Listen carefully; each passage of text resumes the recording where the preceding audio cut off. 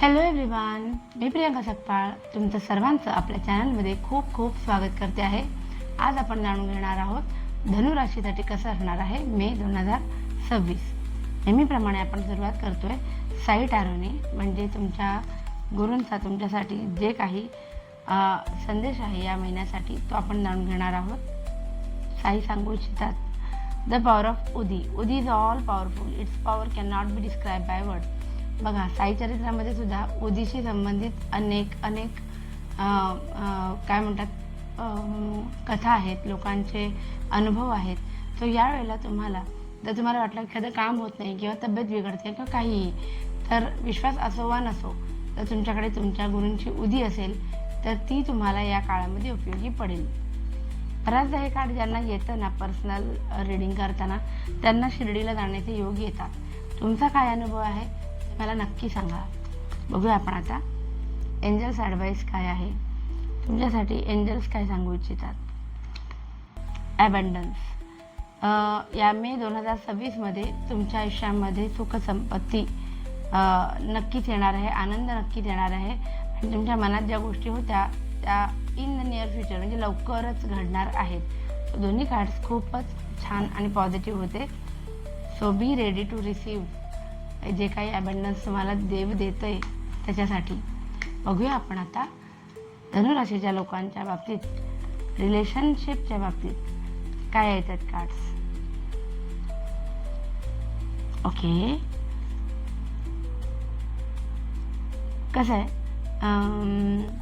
The हिरोफंट आलेला आहे. So arrange marriage होण्याची फार शक्यता आहे किंवा ट्रेडिशनल पद्धतीने तुम्हाला तुमचं नातं जे आहे ते पुढच्या लेवलला तुम्ही घेऊन जाल तेव्हा तुमच्या घरातल्यांची सगळ्यांची परमिशन असेल आणि ट्रेडिशनल पद्धतीने ह्या सगळ्या गोष्टी होतील.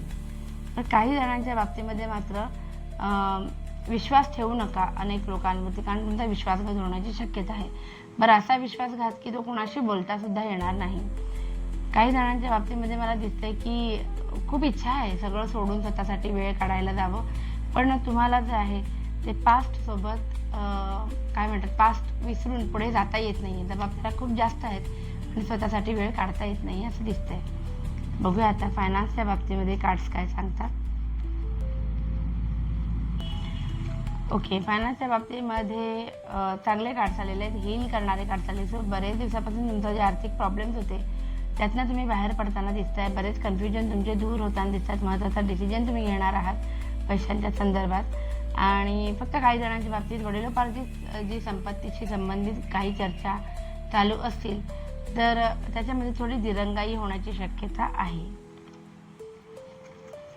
बघूया आपण आता करिअर किंवा बिझनेस ज्यांचा आहे अशा धनुराशीच्या लोकांसाठी मे 2026 कसा असणार आहे. ओके, सगळेच कार्ड रिव्हर्स पोझिशनमध्ये आलेले आहेत. सो याच्यावरून आपल्याला काय सांगता येतं की करिअर बिझनेसच्या बाबतीत नवीन अपॉर्च्युनिटी ह्या महिन्यामध्ये येण्याची शक्यता जरा पोस्टपोन होत आहे, डिले होईल काही गोष्टींमध्ये. ठीक आहे, इमोशनल लेवलवरती थोडं तुम्हाला ड्रॉन फील होईल, म्हणजे मनातल्या गोष्टी मनात राहणार नाहीत आणि कोणाशी चर्चा करावी तेही समजणार नाही. इमोशनली कम्पॅटेबिलिटी जी असते ना, अगदीच आपल्या कोवर्करसोबत सुद्धा, ती सुद्धा थोडीशी मिसिंग आहे. काही लोक पळ काढणार आहेत तुमच्या रिस्पॉन्सिबिलिटीजपासून, पण त्यांना ते जमणार नाही. प्रयत्न कराल तुम्ही मे महिन्यामध्ये जमेल तेवढं तुमच्या कामामध्ये, मग भले बिझनेस असू दे किंवा करिअर असू दे, थोडंसं त्यातनं स्वतःसाठी वेळ काढायचा प्रयत्न कराल, पण जरा कठीणच दिसतंय. स्ट्रेंथचं कार्ड आलेलं आहे ते रिव्हर्स पोझिशनमध्ये, जे सांगतं की या महिन्यामध्ये तुम्हाला काही गोष्टी ना जरा जास्त जोर लावून ज्या गोष्टी तुम्हाला करून घ्यायच्यात त्या करून घ्यायच्यात. कारण गोड बोलून किंवा सौम्य मार्गाने काही गोष्टी होण्यासारख्या नाही आहेत. त्याच्यामुळे तुम्हाला ते महत्त्वाचे डिसिजन घ्यावेच लागणार आहेत. बघूया आपण आता हेल्थच्या बाबतीमध्ये कसे येत आहेत कार्ड्स. हेल्थच्या बाबतीमध्ये सगळे इमोशन्सचेच कार्ड आलेले आहेत. तो इमोशनली वेलबिंग असणार आहे तुम्ही.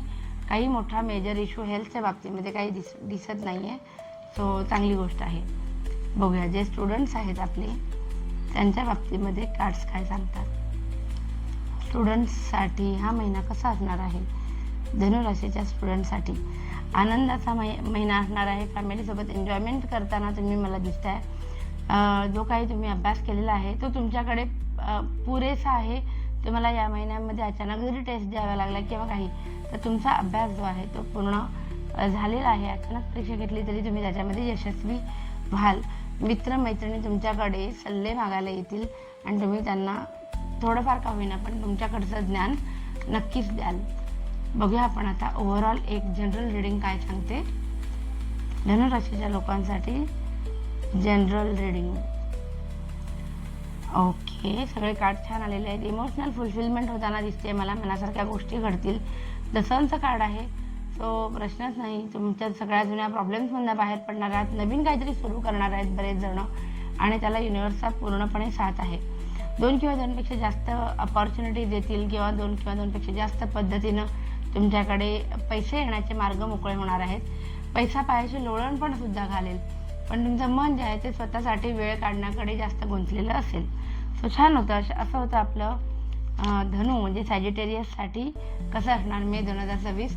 आवडलं असेल तर प्लीज लाईक, शेअर आणि सबस्क्राईब करा. तुम्हाला पुढच्या आपल्या एपिसोडमध्ये काय बघायला आवडेल ते कमेंट करा आणि आपली ही फॅमिली अशीच वाढत राहू दे. Bye bye.